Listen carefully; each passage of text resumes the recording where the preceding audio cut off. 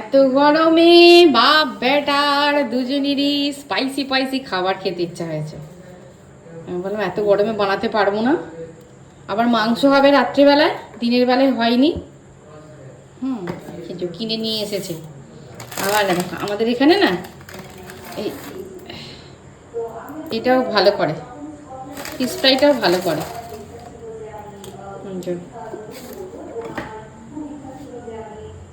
আমি হয়তো একটুখানি টেস্ট করব। আমার এই বাইরেকার খাবার ভালো লাগে না, ঠিক মানে পছন্দও করি না।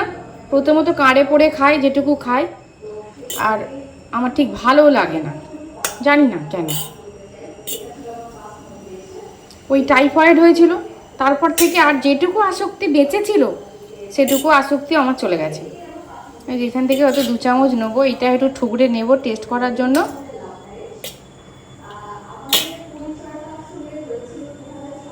দিনের বেলা হওয়ার কথা ছিল, ভালো মাছ পাওয়া গেছিলো বলে দিনের বেলা হয়নি। চিকেন হওয়ার কথা ছিল, এই যে একদম হালকা হালকা কাঁচা লঙ্কা দেওয়া চিকেন, গরম গরম চিকেন, আর ভাত, রুটি হয়নি, ভাতেই হয়েছে রাত্রেবেলাকার রান্না। কালারটা মন্দ হয়েছে, বলে কালার কোথায়, কাঁচা লঙ্কার কালার এরকমই হবে। শুকনো লঙ্কা নেই, শুধু কাঁচা লঙ্কা। এতে যদি গোলমরিচ গুঁড়ো দেওয়া যেত তাহলে খুব ভালো হতো। গোলমরিচটা নেই, গোলমরিচ নেই, বুঝলে তো? গোলমরিচ নিয়ে আসবে, গোলমরিচ নেই। আর এখানে কাটা হচ্ছে শশা, শশা পেঁয়াজ কাটতে হবে। পেঁয়াজ কাটো, আমি এদিকে খাবার জোগাড় করি। খিদে পেয়ে গেছে আজকে।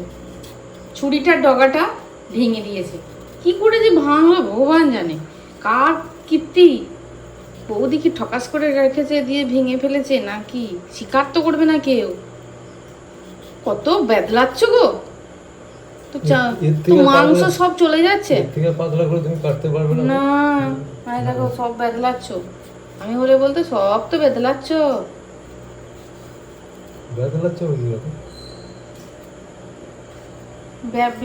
বেদলে ফেলা বলে না, বাদ দিয়ে দিচ্ছ, ওই বেদলাচ্ছই বলে। আমার ঠাকুমা বলে বেদলে বেদলে কাটিস, বলছে বেদলাচ্ছ আবার কি বলে, বেদলে বেদলে কাটা। শশাগুলো খুব মিষ্টি। পেঁয়াজ কাটো, পাশে রাখবে, শশার গন্ধ হয়ে যাবে। এখানে ইন্ডাকশানটা ওইদিকে নিয়ে গেছি, নিয়ে গিয়ে রান্না হয়েছে। এই দেখো এখানে হাওয়া দিচ্ছে, হাওয়া দিচ্ছে দেখেছো? দেখো এইখানে রান্না হয়েছে ইন্ডাকশানে। ভাবলাম বৃষ্টি হবে বৃষ্টি হবে, কোথায় বৃষ্টি, কিছুই হলো না আজকে।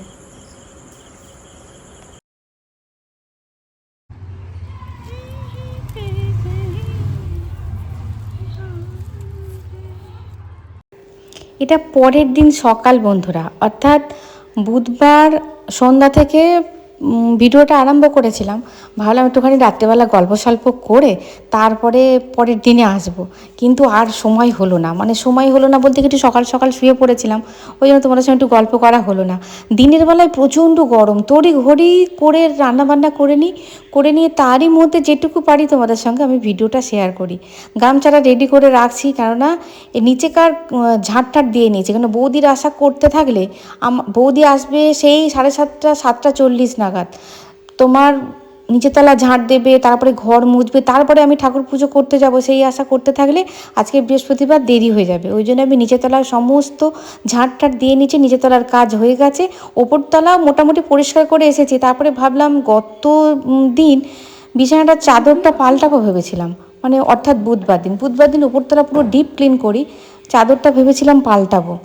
ঘরটা এসি চালানো ছিল তো ওই জন্য আর কিছু খুলিনি।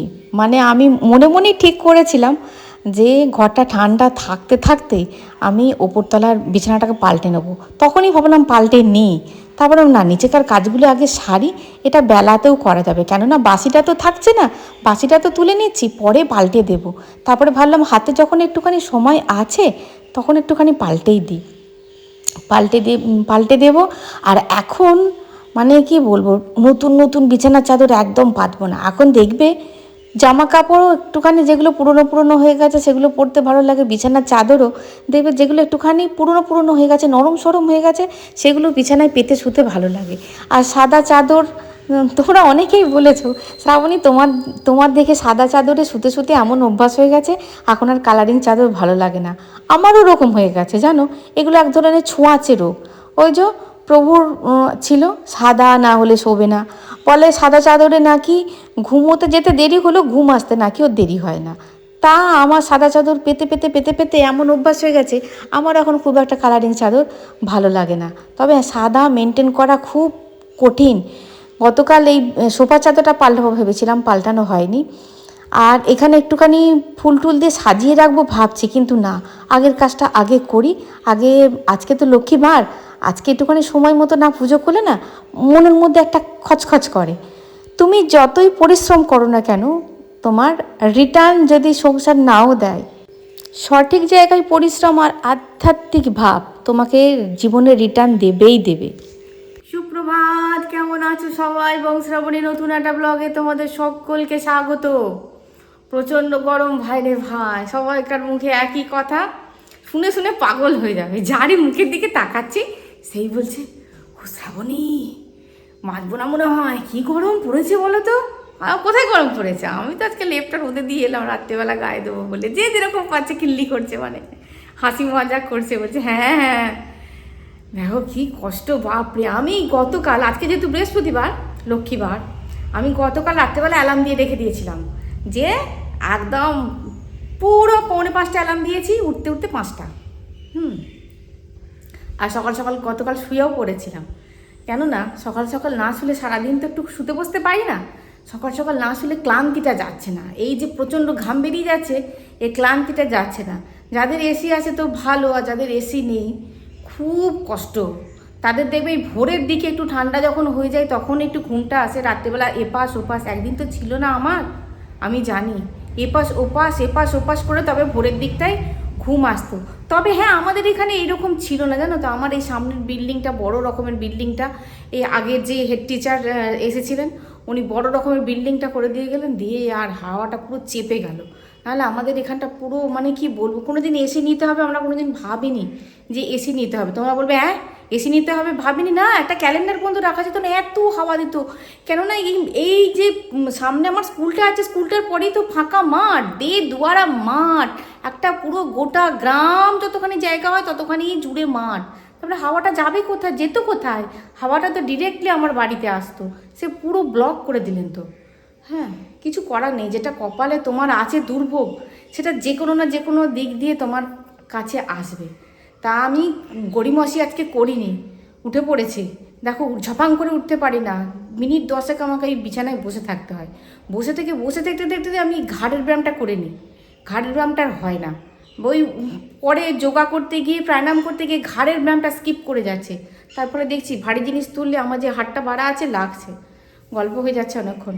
হ্যাঁ, দিয়ে না এবার স্নান টান করে এলাম, সমস্ত কাজবাজ হয়ে গেছে। আর আজকে দুধ জাল দিয়ে দিয়েছি, যে যেরকম পারবে খাবে।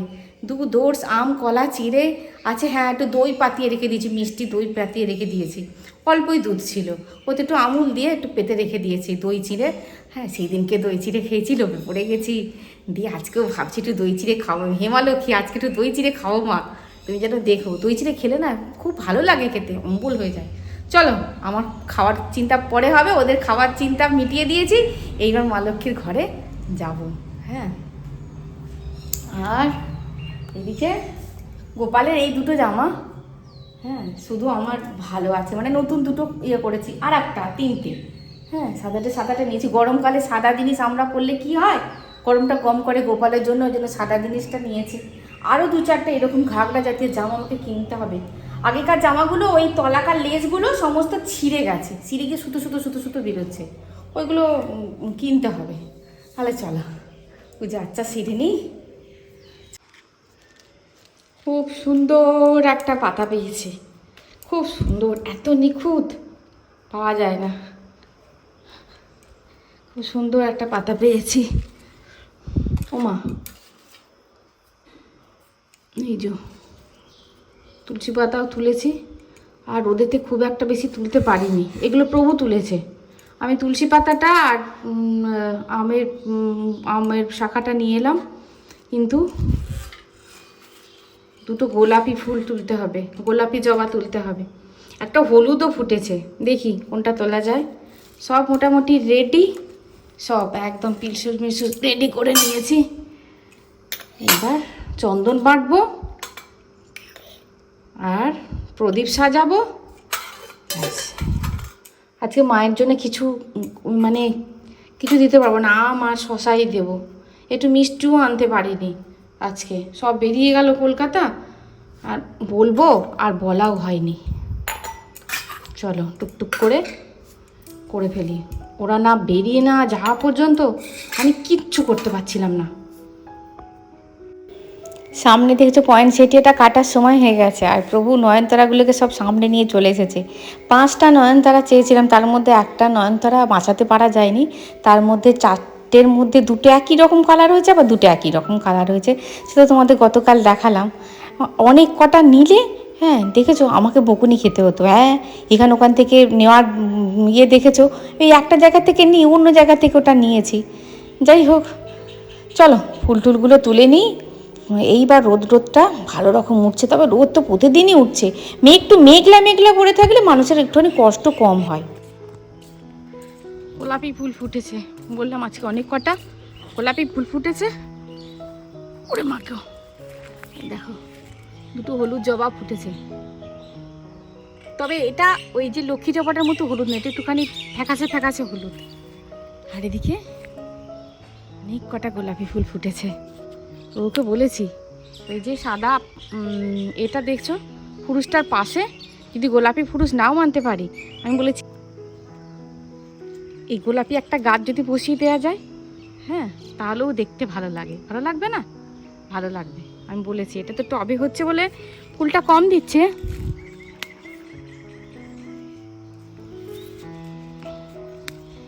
চলো থাক, এটুকু দেখতে ভালো লাগছে, 3টে হলেই হবে। মা লক্ষ্মীর ঘট বাঁধবো আর গোপালের কাছে একটা দেবো।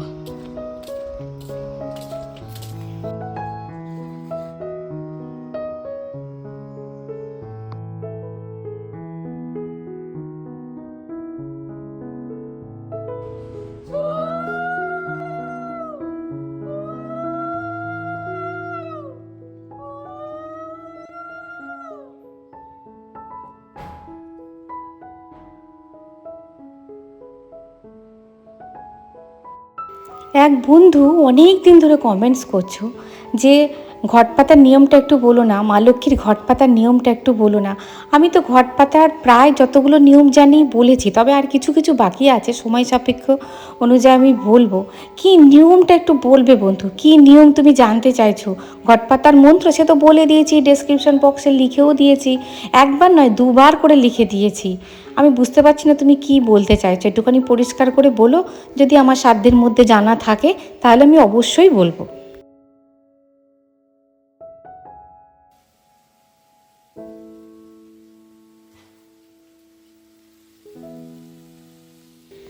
একদম কোটাকুটি কমপ্লিট করেই তারপরে স্নান করতে গেছিলাম। এই দেখো এইখানে নিয়ে চলে এসেছিলাম গতকাল ইন্ডাকশানটা, এখানটা দিয়ে হাওয়া দিচ্ছিল। গতকাল এইখানে মাংসটা রান্না করেছি। এখানে আলু পটল চাপিয়ে দিয়েছি, ভাজছি। আর পটল কুটতে গিয়ে মাছ দিয়ে ঝোল হবে, ভালো একটু মাছ নিয়েছে প্রভু। আর পটলগুলো কুটতে গিয়ে দেখলাম পাকা পটল কতগুলো আছে। তোমার তো জেনেই গেছে আমি পাকা পটল, পাকা উচ্ছে খেতে খুব ভালোবাসি। তো ওইগুলো রেখে দিয়েছি, ওগুলো ঝোলে দিলে না ভালো হবে না খেতে। যেগুলো কচি কচি মতো ছিল ঝোলে দিয়েছি। আর একেবারে আলু পটল ভেজে নিচ্ছি। যতখানি ফাঁকিবাজি করা যায় ততখানি ভালো। আর দেখবে মাছ যদি তোমার ভালো হয়, স্বাদ যদি ভালো হয় মাছের, তাহলে সেই মাছের ঝোলটা ভালো হবে। তা কালো জিরে ফোড়ন দিয়ে একদম পাতলা করে করব, পেঁয়াজ দেবো না, যেহেতু এইটাতে পেঁয়াজ দিয়ে করছি। তোমার ঢ্যাঁড়স পেঁয়াজ দিয়ে ভালো করে একটুখানি ভাজা ভাজা করে নিয়ে সর্ষে পোস্ত দিয়ে আর একটুখানি জিরে গুঁড়োও দেবো, কারণ সর্ষে পোস্ত একটু অল্প আছে। আর এই দেখো একদম লোকাল মাছ নিয়েছে, ভেরির নয়, লোকাল মাছ নিয়েছে। এই মাছের টাটকা পাতলা ঝোল খাও এই গরমে, তবেই শরীর ভালো থাকবে। মানে গরমে যত হালকা পাতলা খাওয়া যাবে শরীর তত আইঢাই কম করবে।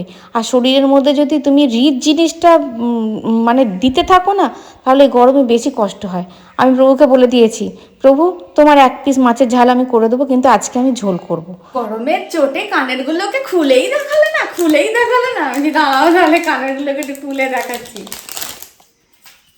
সত্যি তো, ওপর থেকে দেখিয়েছি, তোমরা অনেকেই বলেছো পড়বে, দেখো বলে গরমের চোটে, কালকে বলেছো গরমের চোটে কানেরগুলোকে বার করে দেখালেও না। এই যে ময়ূর, এইটা যদি না থাকতো তবে খারাপ লাগছে না, ভালোই লাগছে। এত বড় বড় পড়ি না তো। झुमका गिरा रे बरली के बाजार में, झुमका দেওয়া আছে নিচে, ঝুমকা গিরা হায় হায় হায় হায়।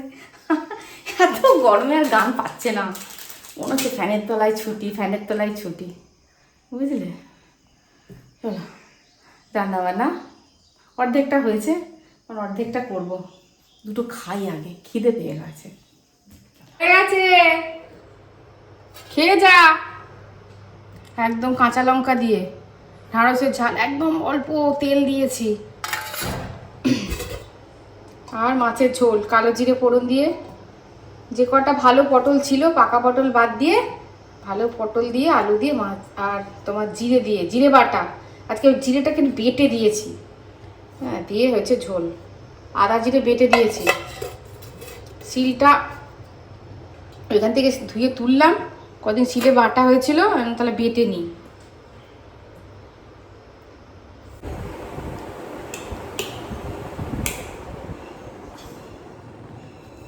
এই ফ্যানটার দিকে তাকিও না, ফ্যানগুলোর হালাত খুব খারাপ, ফ্যানগুলো হালাত আমার মতন হয়ে গেছে, রং চং চটে গেছে একদম, রং করাতে অনেক দিনকার ফ্যান হয়ে গেছে, মানে ভিতরের ইয়েগুলো পরিষ্কারের চোটে ভিতরের ব্লেডগুলোর রং চটে গেছে, আর ওই এই ইয়েগুলো তারগুলো তোমাদের তো বললাম, তারগুলো জং এসে গেছে। দেখা যাক কী হয়, তবে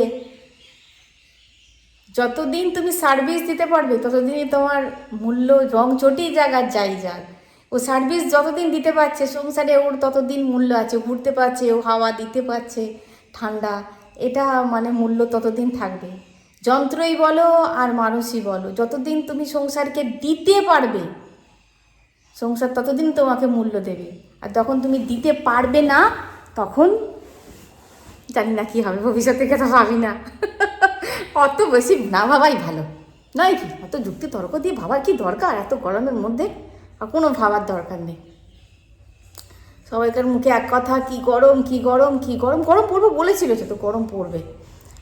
আর সকালবেলায় বৌদি, ওই যে বৌদি পায়ের জন্য হোমিওপ্যাথি দেখায়, তা আমি একজনকার কাছে দেখাতাম হোমিওপ্যাথি, তা ওর কাছে তোমাকে প্রথমত বলেছিলাম না, ওনার কাছে পাঠিয়ে তো বৌদি পায়ের ব্যথাটা কমে, আগের থেকে অনেকটা কমে।